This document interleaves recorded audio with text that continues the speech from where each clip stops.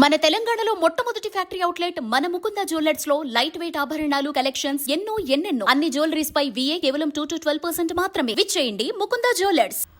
మనం వ్యర్థంగా భావించే తల వెంట్రుకలు నేడు అంతర్జాతీయ వాణిజ్యంలో అత్యంత డిమాండ్ ఉన్న వస్తువుగా మారాయి. ఇటీవల కాలంలో గ్లోబల్ హెయిర్ మార్కెట్ గణనీయంగా పెరుగుతోంది.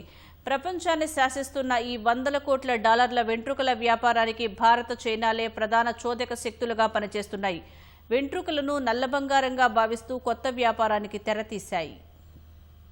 చైనాలోని షుచాంగ్ నగరాన్ని ప్రపంచ విగ్గుల రాజధానిగా పిలుస్తారు. ఇక్కడ తరతరాలుగా వెంట్రుకలతో విగ్గులు తయారు చేసే సాంప్రదాయం కొనసాగుతోంది. ఇప్పుడు ఈ ప్రాంతం ఒక పెద్ద అంతర్జాతీయ పరిశ్రమగా మారింది. ఇందులో రెబెక్కా హెయిర్ అనే సంస్థ ప్రపంచంలోనే అతిపెద్ద విగ్గుల తయారీ కంపెనీగా పేరు పొందింది. షుచాంగ్ నగరంలో రసాయనాలు వాడకుండా సహజంగా పెరిగిన పొడవైన జుట్టుకు విపరీతమైన డిమాండ్ ఉంది. అందుకే అక్కడ జుట్టును నల్ల బంగారం అని పిలుస్తారు. ఒకప్పుడు విగ్గులను కేవలం కళాకారులే ఎక్కువగా వాడేవారు. కానీ ఇప్పుడు ఫ్యాషన్, సినిమా రంగాలతో పాటు అనారోగ్య సమస్యల వల్ల జుట్టు కోల్పోయిన వారిలో చాలా మంది ఈ విగ్గులను వాడుతున్నారు. అయితే చైనాలో విగ్గుల పరిశ్రమ ఇంత పెద్దగా ఎదగడానికి ప్రధాన కారణం భారత్. చైనాలో జుట్టు విక్రయించే వారి సంఖ్య తగ్గడంతో భారత్, ఇండోనేషియా, మయన్మార్ వంటి దేశాల నుంచి దిగుమతి చేసుకుంటున్నారు. ప్రపంచంలోనే అతిపెద్ద విగ్గుల కంపెనీకి అవసరమయ్యే జుట్టులో 60% కంటే ఎక్కువ భారత్ నుంచే వెళ్తోంది. దేశంలో ముఖ్యంగా పశ్చిమ బెంగాల్ ఈ వ్యాపారానికి పెద్ద కేంద్రంగా మారింది. భారత్ నుంచి ఎగుమతి చేసే మొత్తం వెంట్రుకల్లో